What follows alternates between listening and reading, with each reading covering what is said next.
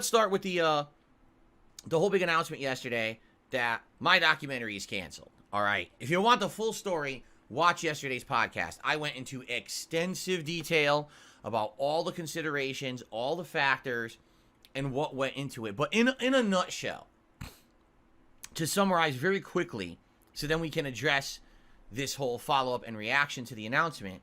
I'm 41 years old. I'm going to be 42 sooner rather than later. All right. I am happily married and have a family. Right? Not only, my wife and my pet, but I have, family members, parents, other people who were affected by me and my well-being. I have a long-standing, dedicated community of viewers and people who like me and my content. And I appreciate that so very much that you guys have been along with me. A lot of you have been along with me for a very long time. And that is awesome. Some of you are more newcomers, and that's also awesome. But you're all along this crazy ride with me called life, and also all of the streaming fun that we do every single day, right? And what I've come to realize more and more, particularly in the last year, is that my actions, what I say and do, what opportunities that I choose to take advantage of or opportunities that I choose to pass on, don't just affect me anymore. They affect everyone around me who has had any kind of relation with me or contact with me, okay? And that's something that I need to really remember more often and make decisions based off of more appropriately. Because, when I was older, okay?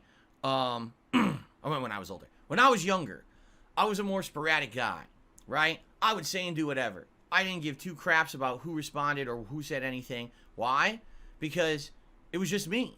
It's all about me and my life. And, if I was someone who doesn't really give two shits about what anyone says, then who cares, right? Let everyone rage and freak out and have a reaction. I don't give a shit. I'm just going to move along my merry way. I don't care what anyone says about me, right? Actually, when I was really young, there was always this thing I still remember to this day, right?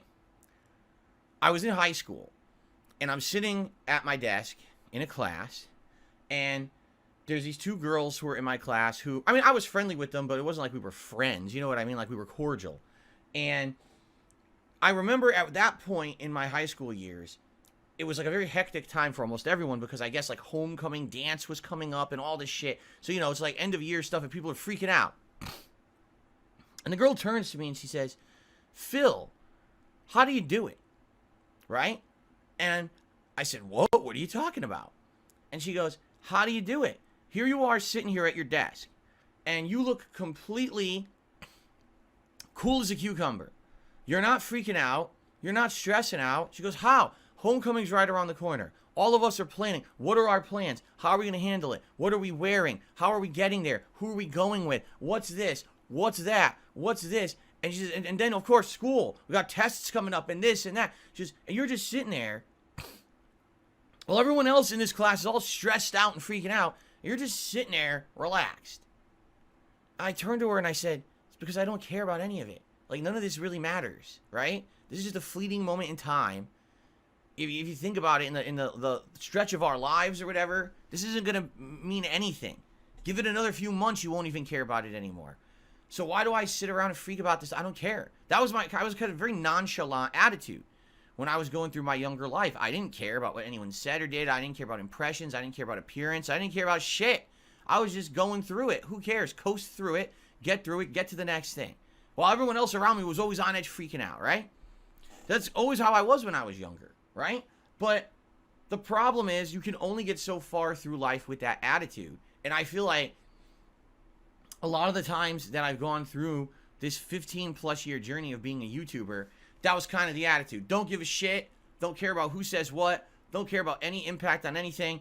Just keep going. And that's, just keep going is a great attitude to have. It's determination and it's being positive. But at the same time, sadly, when that's your attitude, you tend to ignore other things going on.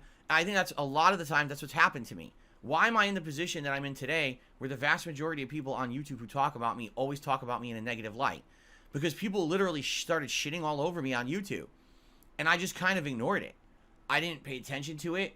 I certainly didn't ride that wave and make something out of it. Like, I definitely could have capitalized on when this is how you don't play and things were coming out, and I didn't. Instead, I just chose to kind of keep going forward and doing my own thing and ignore all the nonsense. And what happened is this movement became this toxic community, this really crazy, almost like TMZ-esque group of obsessed fucking people who every moment, if I fart on stream, they'll report it like, you know, the president got assassinated or something. Like, that's how fucked up and crazy these people are. And this has just become something that's arbitrary on YouTube now. Really. Like, this is just allowed. It's normal now on YouTube. That's fine behavior. I mean, it's not. Anyone who's a normal person who sees this kind of behavior would say, what, are you out of your mind? Yeah, these people are, but that's just how they are. They've made years of their living off of obsessing about me and my little intricacies and things that happen in my content and streams, right? These people are just crazy. And a lot of the times I think that's because I went through my life not really caring so much about the impact of things that I say and do, and ignoring anyone who really kind of responded to what I said and did, and just moving on my merry way. Now, you know, that's actually to some extent the right thing to do, because you can't just care about what every little person says, right? I got so many people who are negative about me. Why would I give two shits about what the vast majority of them say or do? What's funny is, during this whole thing, this whole documentary thing, like Mike Klum saying, oh, you got so many people who don't like you, like Mudahar. And I'm like, Mudahar? Who the fuck is that? Oh, that's like that guy, Some Ordinary Gamers or whatever. I'm like, I literally don't know who that is. Apparently this guy has always hated on me and talked about me in a negative way for years. I literally don't know who the fuck it is, right? I don't, and apparently, oh, this is an infamous guy who doesn't like you. I don't even know that. I don't know any of these fucking people. There's entire communities based around this stuff, and I don't even know who the fuck they are. I have no idea, right? When that guy contacted me last year, he's like, I'll pay you $5,000 for an interview. And I messaged him back. I was like, I don't want your money. Go donate it somewhere if that's really what you want to do.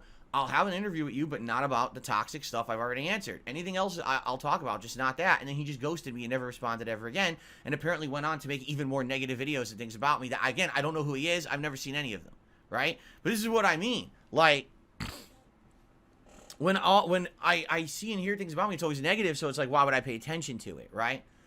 But in this case, with this documentary, right, I really listened. I wanted to hear what would be the reaction when I said I was going to be doing a documentary about me, right? And, I mean, in general, there were two big reactions that hit. The first reaction over here was all the people who don't like me. And their reaction was unadulterated joy. Because instead of having the content that they make about me be limited just to what you see on a stream every day, they felt that this documentary was going to be their opportunity to get inside information about me and my life and my family and my history and all kinds of stuff that hasn't been made public, and to use that to make unlimited amounts of content. I mean, they were seeing this documentary as a way for them to have content to milk for years, right? They were going to take every little possible thing out of this documentary and microanalyze it and make conspiracy theories about it, just like they do now with what happens on a stream, but times 1 million, right? So this was just going to extrapolate their ability to talk shit and give them exactly what they're looking for, okay? Now, of course, this documentary is not just about them. In general, the reason that this documentary was an interesting idea to me was this was going to give people who don't necessarily follow those groups, but have heard of me, likely in a negative light because of those groups, to finally get an honest take on me. The documentary was not going to be something overly positive. There was going to be positivity and the truth about my life and things in it, but also is going to have all the negative stuff, right? All the shit that I've been through, the mistakes I've made that I've fessed up to and apologized for over the years that I've been a YouTuber. I mean, that's the thing. When you are a content creator with a public face, essentially, you have all of your flaws exposed to the world on a daily basis. With me, more than most, because anything I say hits this crazy hater echo chamber that just resonates over the internet. You'll never hear about something that I did that was good, but everyone will hear about something that I did that was bad.